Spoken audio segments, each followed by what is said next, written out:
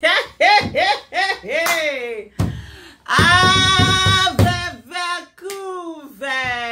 people, how una dey? This one is another of Vekuve matter. Hey, did you read what I read? Did you see what I saw? Wole Soyinka has finally found his voice in this administration, and we have People's Gazette saying Soyinka condemns Tinubu's speech encouraging police brutality, warns of potential revolution. I've said it before and I will say it again. Revolution is imminent in Nigeria. It's either a bloody revolution or a bloodless revolution. A bloodless revolution is the one that you're trying to change the system and putting things in place to make Nigeria work. And I tell everybody, the 2023 election was a bloodless revolution when Nigerians came out and they said they were going to choose someone whom they believe was going to do right by Nigeria. But guess what happened? The whole election was rigged, and then the judiciary legitimized the illegitimacy that was done, the stealing and the theft that was done. Hey, a bloody revolution, on the other hand, is the one that people are going to get angry one day. They're going to be on the street. They are going to come after every one of us. You and I are the first victims because we are the ones closest to them. And I've always said this, the funniest thing of all of this, the most heartbreaking thing, not even the funniest, the heartbreaking thing of all of this, is that the politicians who have caused this problem, when this happens, most of them, do you know what they're going to do? They're going to get on their private jets and jet out of the country. And they're going to leave you and I alone, facing the brunt of whatever it is that is in this country. And for someone we say, oh, I bet I'm not in government, I don't make policies, I'm not. But you see, the thing is that those people, they don't see that. The poor don't see you are not in government. The fact that you have a clean shirt, you have a good food, you drive a good car, you have a job set, makes you a perpetrator as far as they are concerned. As far as they are concerned, you're the reason why whatever government is doing is not getting to you. And most of these politicians that we have, their families, their wives, their children, they already have citizenship. Even if they don't have citizenship, maybe because of the role they play in the nation, the law doesn't allow them to have dual citizenship. If they're going to play that or one thing or the other, they have their families, they have this thing that we now invoke certain rights on them. So it's in our interest, for this Nigeria to work. But let me not digress too much. Let me not digress from the main issue. The men of Vekuve. Anytime I laugh now, just to think about the fact that if I'm going to run for president, guess what they will do? They will first of all put out all of this my laughter video and say the way I used to laugh and say, see the way that she used to laugh, just like what they are doing to Kamala Harris right now. But anyway, back to Wole Soyinka. So he said, the serving of bullets where bread is pleaded is ominous retrogression, and we know what that eventually proves, said Mr. Soyinka. No matter how you try to defend Tinubu, Tinubu is a terrorist that is here terrorizing Nigerians and killing Nigerian citizens, using the state money, the state resources, state security agents to do that.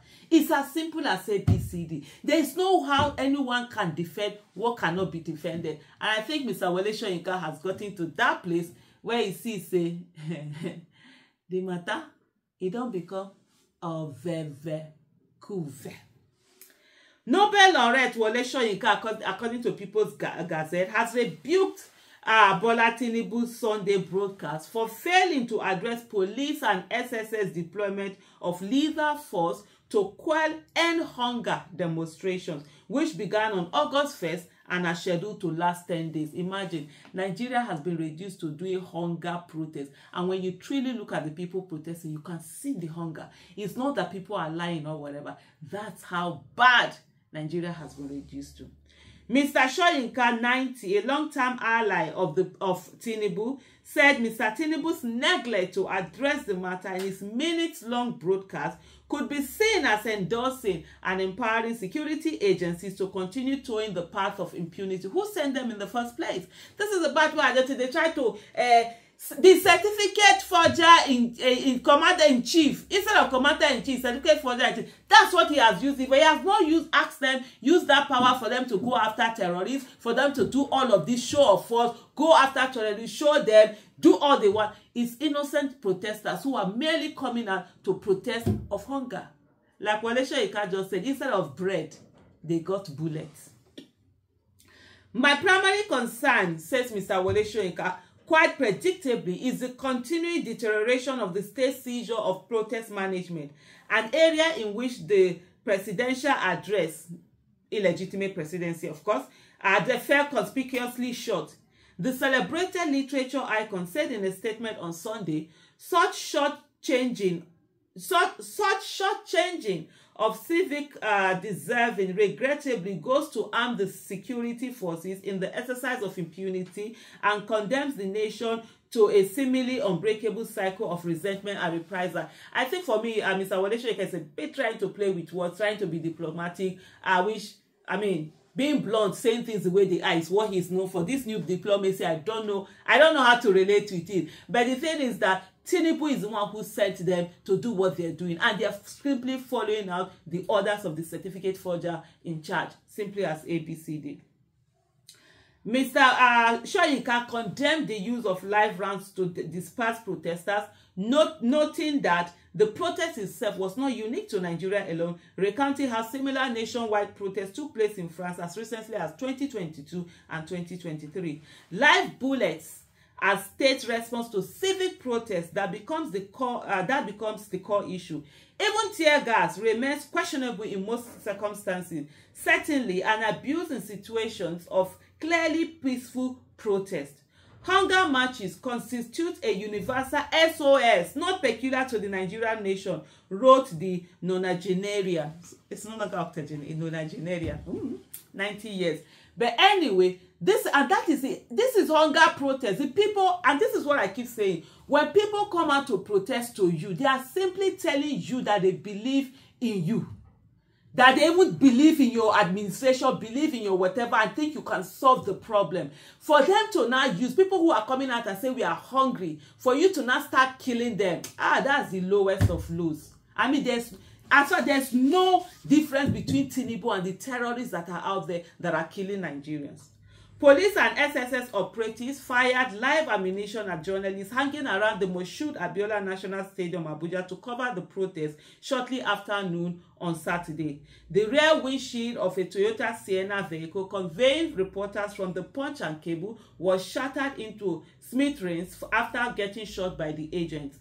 Mr. Soyinka said the nation was long overdue to abandon permanently the anachronistic resort to lethal means by the security agencies of governance, firing live bullets at peaceful protesters who bemoan hunger in the land, according to Mr. Wole Soyinka, symbolizes an ominous retrogression, the kind that precedes upheavals and most likely revolutions. The serving of bullets where bread is pleaded is ominous to retrogression, and we know what that eventually proves: a prelude to far more desperate upheavals, not excluding revolutions. Mr. Wole Soyinka won. And I will end this by saying, welcome back, Mr. Wole Soyinka, and hopefully you stay here. Thank you.